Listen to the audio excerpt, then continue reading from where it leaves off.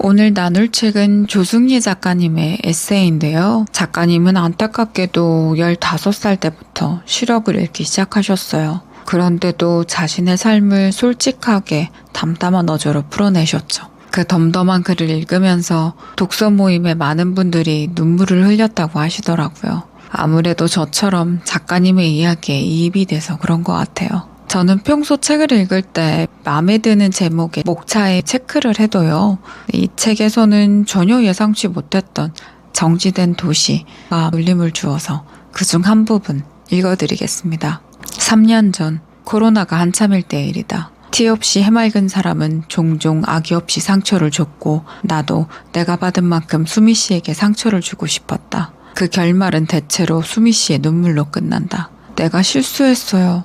나는 승리 씨의 눈 역할만 하면 되는데 내 주관을 주입하려고 했어요. 나는 정오의 태양이 싫었다. 태양이 가장 높을 때 그림자는 가장 초라하게 쪼그라들기 때문이다. 나는 수미 씨가 좋다. 그러나 자주 만나고 싶은 생각은 없다. 그녀 옆에 서 있다가는 비뚤어진 마음이 더 도드라지게 튀어나와 버리고 나는 그런 내 자신을 혐오하고 만다.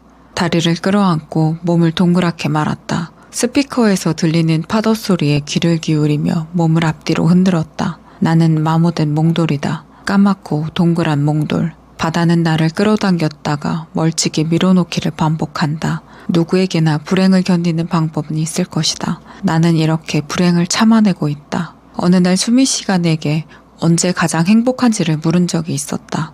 나는 불행을 잊고 있을 때가 행복하다고 대답했다. 수미 씨가 장애가 불행의 원인이냐고 생각하느냐 물었다. 나는 눈이 먼 게 불행한 게 아니라 이 상태로 영원히 살아야 한다는 게 진짜 불행이라고 말했다. 곧 바이러스는 진정될 것이다. 내 기준으로 팬데믹은 진짜 불행이 아니다. 그것은 끝이 있기 때문이다. 어느 층에서 결국 싸움이 났다. 참다 못한 아래층 사람이 뛰어올라온 모양이었다. 겨우 몇 달 마음대로 돌아다니지 못한다고 답답해 미치겠다는 사람들에게 말하고 싶었다. 누군가는 평생을 그리 살기도 한다고. 방구석에서 자유를 상상하며 자기 위안에 빠져 평생을 사는 이들이 있다고. 이제는 앞뒤로 흔들던 몸을 좌우로 흔든다. 몽돌은 수심 깊이 가라앉는다. 나는 갑자기 행복해졌다. 정지된 도시 속 건물의 소음이 내 불행을 달래주는 밤이었다. 다른 책이나 문구가 듣고 싶다면 좋아요와 구독 꾹, 댓글 따닥, 알림 뿅 부탁드려요.